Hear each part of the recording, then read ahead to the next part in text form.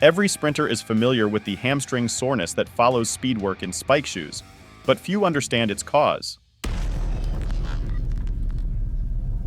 The issue is that the spikes stop the foot too quickly when it hits the ground, thus causing the hamstring, responsible for forceful ground strike, to undergo a quick stretch while intensely contracting.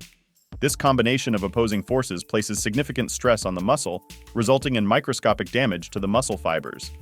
Interestingly, the fastest animals also experience sudden braking when running. However, they don't face the same issues, as the natural running surface allows their foot to slide slightly forward, absorbing the shock. In contrast, spiked shoes disrupt this natural mechanism, causing more harm than benefit to sprinters. While the friction from the spikes aids initial acceleration, as speed increases, the primary force applied is downward.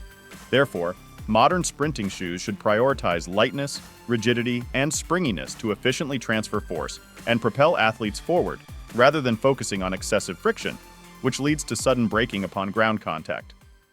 For example, in horse racing, every stride of a horse is influenced by how the hoof interacts with the ground. A synthetic surface with too much grip stops the foot too quickly, increasing the risk of injuries to bones and joints. Therefore, the hoof must be allowed to slide a bit forward to allow the ground to absorb the impact forces. Modern racecourses thus incorporate a combination of firmness, cushioning, rebound, and grip to minimize concussion, absorb shock, and return energy back to the horse. Similar principles apply to sprinting. Nevertheless, elite sprinters still use obsolete spike shoe technology, causing their hamstrings to suffer excessive stretch. This is despite the fact that a stretched muscle is a tired muscle, resulting in slower finishing speeds. Example: in the biomechanical report for the World Championships in London, it was found that, at the instant before touchdown, Christian Coleman's foot moves at 5 meters per second relative to the ground. Upon contact with the ground, thanks to the spiked sole, it comes to a sudden stop, imposing tremendous strain on the hamstring. This excessive stress fatigues his hamstring so severely that he is unable to generate significant force on the ground to maintain speed in the final stages of the race. As per the same report, Usain Bolt's left foot moves forward faster than his right foot in the instant before landing. This results in much more stress on his left hamstring.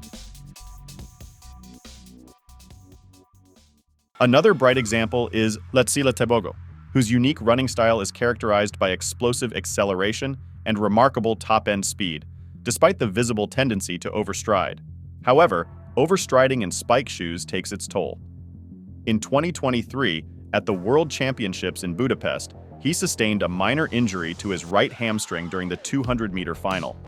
Merely a month later, at the Diamond League final, he crossed the finish line by hopping, having suffered yet another injury, this time to his left hamstring.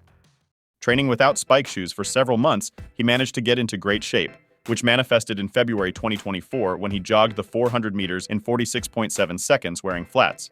Then a week later, he put on his spikes for the first time since September, running the 300 meters in 30.69 seconds to break Wade van Niekerk's world record. This provides strong evidence that a sprinter can improve their performance without ever wearing spiked shoes. Unfortunately, as he becomes stronger and hits the ground harder, his hamstrings endure increased stress. One solution is to adjust his running technique, aiming to strike the ground closer to his center of mass to reduce the braking effect.